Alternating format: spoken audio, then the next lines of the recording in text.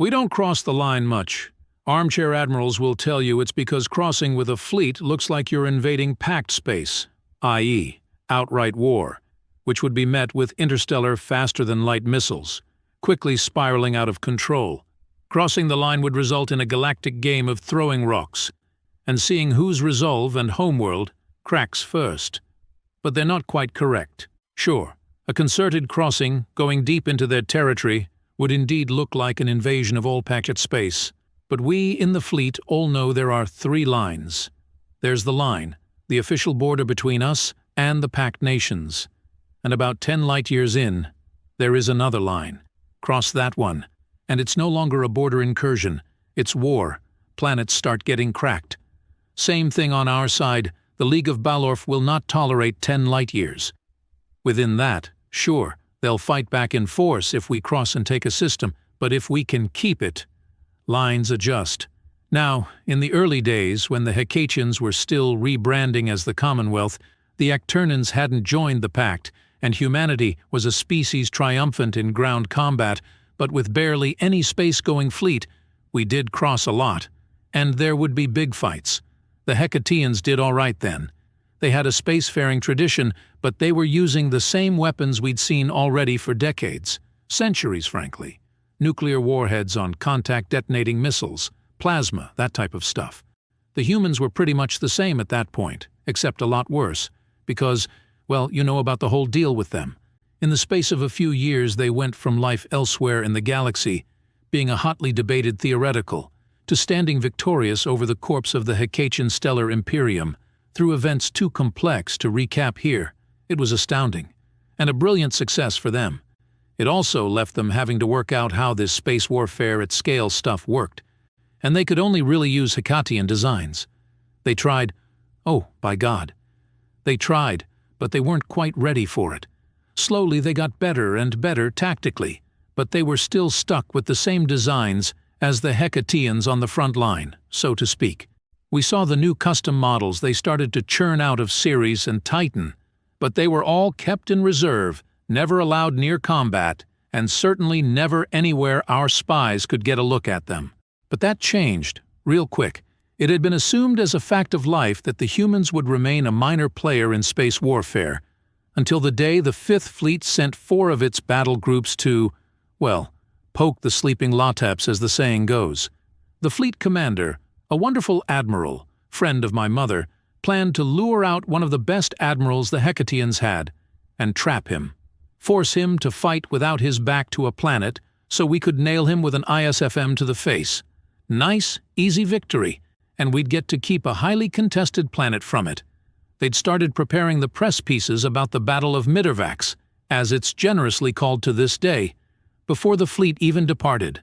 I was there, as bridge crew, on the flagship of Battle Group C, the Indomitable. Personally, I'd say less Battle of Mittervax, more slaughter at Mittervax, or disaster at Mittervax. Mistake at Mittervax, but that's a joke that only works in one specific human language. Perfectly timed, though. I'll say that in favor of the plan. Battle Groups A, B, and C jumped into Mittervax 3A's orbit and swept away its defenses without trouble, launched a ground assault on the planet itself, partly to knock out planetary-based sensors, partly to start setting up in our new acquisition. Then a few strike formations went out and hunted for other sensors in the vicinity. With that done, Battle Group D, reinforced with a third of each other battle group, jumped in behind Mittervax 3B, its Tidali Locked Moon. They were the trap element here. They'd hold position behind 3B in sensor shadow from anything the other battle groups had missed. When the Hecatians arrived to fight a BC, something we expected to happen in about a day or two, they would come in from the flank, guide in an ISFM strike from their arsenal ship, and nail the Hecatian commander. Then it would be a quick and easy job to cut down what was left. Instead, Battle Group D was engaged first, less than an hour after arrival. We still don't know how the humans figured out the plan or timings. Obviously, they aren't willing to share beyond publicly saying that we guessed right. Some say they're geniuses who had positioned concealed sensors perfectly years in advance. Some say they had a spy in the fleet. Others say signal intercepts, or all 3. Plenty more conspiracy theories abound. And there's even one school of thought that says the whole thing was basically an accident, and the humans had just stumbled across Battle Group D, not knowing what was happening. My own research and gut instinct says the humans aren't lying. They guessed right, and had laid out concealed sensors across 3B, in exactly the right spots for what was coming. They jumped 60 destroyers into the middle of Battle Group D. Literally. That's skill. Utterly immense skill and dedication you couldn't find anywhere else. They'd have had to disable their anti-collision systems to prevent an early automatic deceleration, meaning that even a single mistake could have been catastrophic. But beyond that, Battle Group D had just shy of 300 ships total. That, right there, is where the accident theory comes from. Of course, reality is you don't have 60 warships performing a simultaneous jump from below the galactic plane into the same spot like that by accident. But, crucially, the accident theory is funny, so I can see why it's popular. The first thing the human force did was slam the engines on at full power, accelerating out of the midst of Battle Group D. The second was to start spraying the void around them with their lasers. D, of course, weren't expecting lasers. The shields were fine-tuned to deal with plasma first and foremost. These barrages wrecked shields, caused chows, disabled guns, and even destroyed a few ships. Every close-range system they had was blazing away, and it immediately disrupted everything. We in battle groups, ABC had no idea, of course, because there was a moon in the way, and... Sorry, you had a question? Why would they accelerate out if they intentionally put themselves in our midst? Because the point was the initial chaos. Getting that close to your enemy is a serious risk, one that can pay off, but only if you're careful about it. Accelerating out meant they got the benefits with as little risk as possible. They lost ships, of course, but less than they would have if they'd stayed put in the middle. So, where was I? Oh yes, the comms and lasers. The reason we knew so little was because human frigates jumped in and cut the relay of comms satellites we'd set up. And the destroyers, they unleashed their second trick. Missiles. A thick rain of them. At that short range, shields down or wounded, and with our CIWs bloodied and broken, even regular contact detonation nukes would have been deadly to a decent amount of ships. They didn't use regular ones. The missiles are yet another thing we still don't understand entirely. We know the theory behind them, but we don't understand what they use to make it happen. In short, they don't use nukes as their warheads. Instead, they use the nuke to propel a bit of metal at absurd velocities, a nuclear explosive formed penetrator. The theory is obvious, and we know how to put it into practice to some extent. What we don't understand is how they got it so effective. They must have some sort of ultra-resistant alloy to get flung at such high speeds, and some way of directing the nuke's energy sufficiently. The same goes for their other ace missile. They call it a Kasaba howitzer, that's the term. Much the same principle, except the bit of metal isn't flung. It's vaporized, and that's used as a plasma beam. That's right, beam. They turn nuclear weapons into a single-use, ultra-deadly particle lance. One hit can gut an unprepared destroyer in the blink of an eye, 3 a cruiser.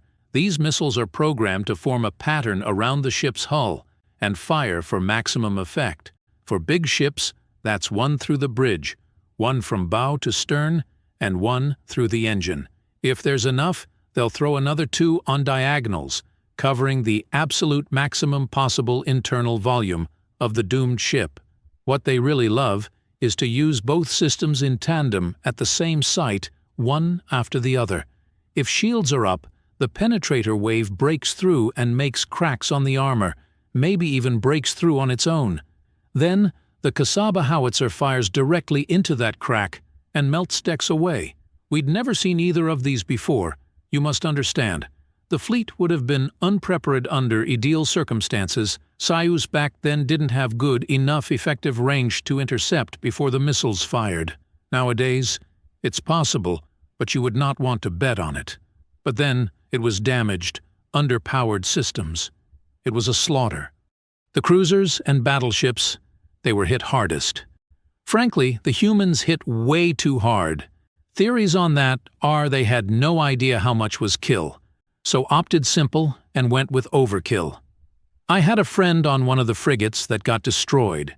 He survived only because the beam narrowly missed the reactor. He said that run to the escape pod was the longest run in his entire life. As the destroyers continued to accelerate out, they unleashed their last major trick, a swarm of mines with the same loadouts as the missiles.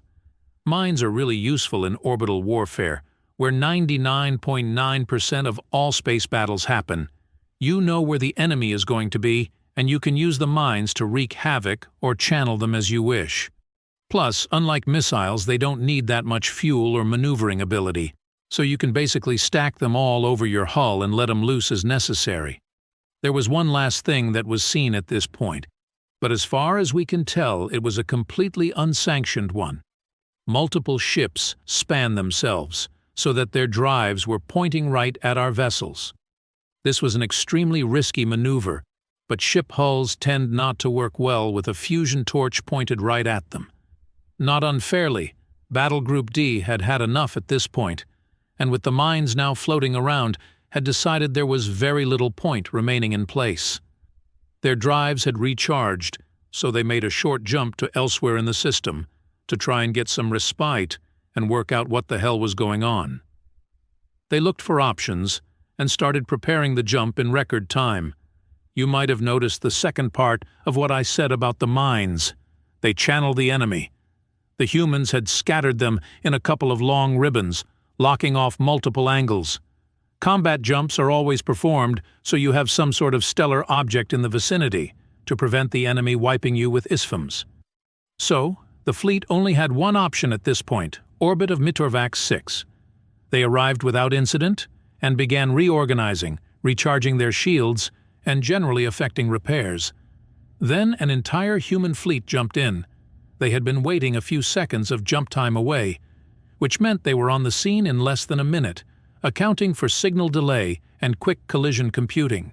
What followed was an engagement so one-sided, overwhelming numbers and technology against a mauled battle group that when the humans say they took no losses in it, no serious person attempts to dispute it. In this engagement, 5th Fleet's commander was beaten, his second-in-command was beaten, and the Trilax Naval Academy class of 2078 was wiped out to a man. Only a handful of ships survived because their captains had been more on the ball and ordered surrender. By this point, those of us in battle groups ABC knew something was up. The relay satellites had gotten some warning out, and their failure to respond only further concerned its commanders. Battle Group C, the one I was in, moved to investigate. We found a huge debris field, some human escape pods, many more League escape pods filled with confused and stunned sailors, and several League ships that had been too damaged to make the jump. We also detected the human fleet, fully regrouped, now menacingly orbiting Mitva 6. Their destroyers had recharged their drives and had jumped off, forming one huge cohesive force.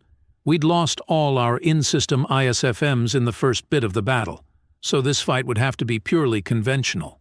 In accordance with doctrine, we dropped search and rescue beacons, and then returned to the rest of the force as it repositioned to face the humans. We scrounged up every bit of data we could in those minutes, started analyzing it as fast as possible, trying to come up with a plan. I've never felt so much strain on my mind as in those minutes, let me tell you. Everything we recovered, it seared into my mind as we were rolling it over in our heads again and again. It's testament enough to just how good we were that by the time our drives had recharged, we'd managed to reposition and reshape the formation totally, in what we thought was the best pattern. Hell, we were even starting work on shield retuning. Of course, now was the point that the Hecatians showed up. They smashed into our 3 battle groups, doing a worse job pound for pound than the humans had, but still wreaking havoc on us. Once more, we had to turn and adjust formation, at which point the humans jumped in behind us and closed the trap in all 3 dimensions. The whole time, as they fired, they broadcast repeated orders for us to surrender, deafening calls. They jammed our comms between ships and blared the demands over them. I'm only talking to you because the captain of my ship defied our battle group's admiral to his face and had us surrender. Many other crews were not so fortunate. Once we were done, every ship a broken hulk or surrendered, the human Hakaitian fleet turned their attention to our ground forces. Demands were repeated as troop transports began jumping in. The general in command was either too slow on the uptake or too stunned to acknowledge what had just happened, and failed to surrender. His new command post was demolished with him inside by a trio of precision-guided bombs, and his successor was running up the white flag shortly thereafter. So ended the Battle of Mitorvax. Every League ship sent was destroyed, crippled beyond repair, or captured, the humans refusing to return the latter. We were repatriated after a month, and I can tell you they did not lay so much as a finger upon us except to treat wounds, though they did make clear we could defect if we wanted. The ground forces at least only suffered 64 eliminated and 127 wounded, out of a brigade-strength formation. The humans and Hecatians then launched a brief counter-offensive across the line, seizing back every system we had taken in the back-and-forths of the past few decades. For the loss of these ships and 76% of the crew, the highest loss rate of any non-ISFM engagement in history, we had gained nothing. The human fleet was so lightly harmed, they were doing parade laps at full strength mere months later. So what had we learnt? We learnt that human destroyer crews are their best. We think of destroyers as a terrible first assignment, packed with inexperienced crews who want to get off a cannon fodder ship as soon as possible. But the humans and their allies, they take pride in being destroyer crew. They consider themselves elite, best of the best, that their job is to charge in, wreak havoc, and have the other ships clear up. They're not suicidal, no, God no. They're trained, and they care. That's the kind of mindset you need to have. 70 ships agree to disable their automatic collision systems and willingly thread needles through space to wind up surrounded by enemy ships. We learned we had drastically underestimated human technology, that they had intentionally kept their best gear off the front lines for years on end to ensure they had a large enough fleet for one decisive move, that they had found an area and exploited it until they had an insurmountable technological advantage. And I mean insurmountable. It took more battles for us to even realize what the missiles were, and after that we tried to replicate it, but no dice. There's theories on how they channel it, theories on how to make the specific alloys. Theories, but no further. We're so far behind on it, and the humans keep improving, that R&D just decided to stop working on it, improve known tech we already had rather than set off down a whole new path in pursuit of an enemy miles ahead. Plus, their spies are very good at hampering our research. Very. We learned that humans value planned chaos above all else. That may sound like an oxymoron, but it's simple, really. They prize chaos as a weapon, seeking to inflict it, channel it, utilize it at decisive points. That doesn't mean some sort of can't predict our moves if we don't know what we're doing. Nonsense. It means their plans are designed to break the plans of their enemies and shatter every possible fallback option. 70 destroyers with weapons we'd never seen before, right in the middle of our fleet. That was planned chaos, made manifest. I learnt that human ships are strangely beautiful. Once all the mines they strap on have been ejected, you see these sleek, angular ships that exude power. They're extremely menacing to be around in normal times. Watching one unleash its missiles is awe-inspiring, the covers smoothly gliding off, missiles popping out and speeding away into the distance. They even carry their names prominently, so you know exactly which ship you're dealing with each time. Nothing quite like watching a destroyer called UNV walk backwards into hell going toe-to-toe with a cruiser 3 times its size and winning. And we learnt, most importantly of all, don't cross the line if you value your life or your ship. Well guys, if you liked this video and want a particular HFY story, comment below with its title. Also subscribe to the channel, hit the bell and like the video. But most important, leave a comment. Until the next video.